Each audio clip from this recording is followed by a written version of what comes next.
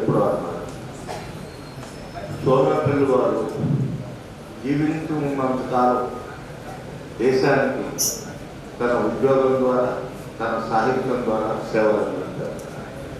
మరణానంతరం తన దేహాన్ని వైద్య కళాశాలకు అప్పగించి ఈ దేశానికి మేలు చేసిన మంచి వ్యక్తి. ఆయన గొప్ప సౌజన్యమూర్తి, స్నేహశీలి, అన్నింటి మించి గొప్ప కార్యకర్త, సాహిత్యవేత్త. నాకు వారికి, ఇక్కడ ఉన్న వారికి ఎందరికో ఆయనతో మంచి అనుబంధం, ఆత్మీయత ఉంది. చివరగా బొమ్మ ఉమామహేశ్వరరెడ్డి పుస్తకావిష్కరణ, దానికి వారు అధ్యక్షత వహించాల్సింది. పెనుగొండ నేను చేయలేను, నువ్వు నా బాధ్యత తీసుకోవాలన్నారు. నా మీద ఆయనకు అంత ప్రేమ, గౌరవం అభిమానం. ఆయన తదేక గీతం అని చెప్పి ఒక పుస్తకం రాశారు. ఆ కార్యక్రమం ఆవిష్కరణని మేము అస్సం పక్షాన్ని గుంటూరులో నిర్వహించాం. ఆ తదేక గీతం పుస్తకాన్ని సమీక్షిస్తూ నేను ఒక వ్యాసం కూడా రాశాను. అది కూడా నా విదిత పుస్తకంలో వచ్చేది. మరీ ముఖ్యమైన విషయం ఏంటంటే, నేను గుంటూరు సేవ సాహిత్య చరిత్ర అని చెప్పి ఒక చారిత్రక గ్రంథాన్ని, దాదాపు 500 పేజీల గ్రంథాన్ని రచించాను. ఆ పుస్తకం రాయటానికి ప్రేరణ, స్ఫూర్తి వెంకట సుబ్బయ్య గారు. గుంటూరు జిల్లా రచయితల సంఘం దశాబ్ది అవుతున్న సందర్భంలో ఒక ప్రత్యేక సంచికను వెలువరించాలనుకున్నాము. గుంటూరు జిల్లా సాహిత్యాన్ని గురించి మీరు ఒక వ్యాసం రాయండి అని చెప్పి నన్ను అడిగారు. అడిగితే నేను ఒక వ్యాసం, ఒక 30 పేజీల వ్యాసం రాసిచ్చాను. బాగానే ఉంది, ఇంకా బాగా రాస్తే బాగుంటుందని నాకు కూడా అని అనిపించి, అయితే ఆ పుస్తకం ఏమన్నా రూపు దాల్చలేదా అనేక కారణాల వల్ల.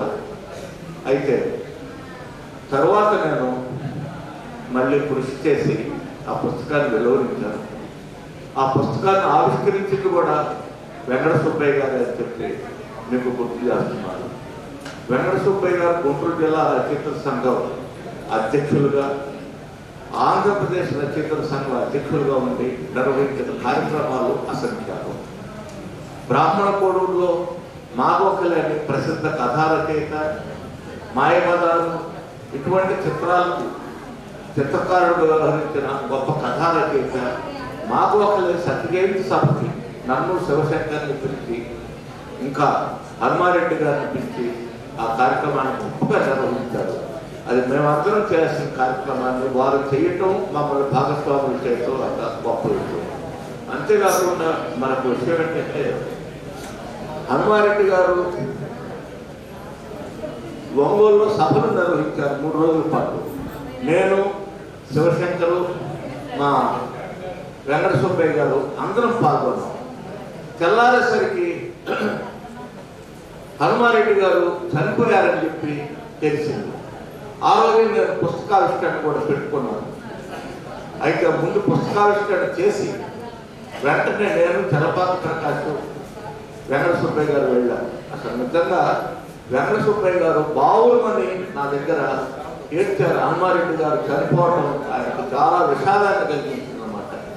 నిజానికి మనుషుల పట్ల, వ్యవస్థ పట్ల ఆయనకున్న ప్రేమ చాలా గొప్పది. ఆయన అనేక గౌరవాలకు పాత్రుడు. మరొక విషయం చెప్తాను, ఆయన తాడేపల్లిగూడెం ఎంఆర్ఓగా చేశారు, తొలి పోస్టింగ్ అక్కడ. అయితే అక్కడ పేదల గుడిసెలను, కాలువ మీద గుడిసెలు అన్నింటినీ తొలగించారు. తొలగించిన తర్వాత ఒక కాలనీ ఏర్పాటైంది. దాదాపు 300-400 ఇళ్ళు ఆ కాలనీలో ఉండేవి. దాని పేరు వెంకట సుబ్బయ్య కాలనీ. అది వారు ఒక ఉద్యోగిగా, రాజకీయ నాయకులు కూడా అటువంటి గౌరవాన్ని పొందలేదు. వెంకట సుబ్బయ్య గారు పేద ప్రజల హృదయంలో ఆయన చోటు చేసుకున్నారు. అది 32వ వార్డు. అప్పుడు సిపిఐ కౌన్సిలర్గా కూడా ఉండేవాడు. వాళ్ళందరూ కృషి, ముఖ్యంగా వెంకట సుబ్బయ్య గారి సహకారం వల్లనే అది సాధ్యం. కాబట్టి వెంకట సుబ్బయ్య కాలనీ ఎప్పటికీ వాళ్ళందరి ఆధార్ కార్డుల్లో వెంకట సుబ్బయ్య కాలనీ అనే ఉంటుంది. అది నాకు నా మిత్రుడు సోమసుందరం చెప్పాడు.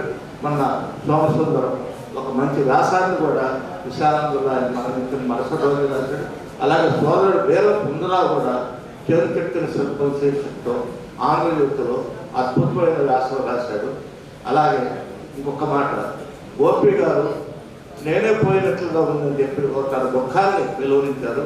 పదవీ విరమణ చేశారు కానీ పదవీ విరమణ చేయని వ్యక్తి మన శివపల్లి వారని చెప్పి ప్రకటించారు. ఆ కవితను కూడా మిత్రులు చదువుతారని ఆశిస్తున్నాను. శివపల్లి వెంకట సుబ్బయ్య గారికి అభ్యుదయ రక్షక సంఘం పక్షాన నివాళులు అర్పిస్తూ వారి కుటుంబానికి సానుభూతిని వ్యక్తం చేస్తూ సెలవు.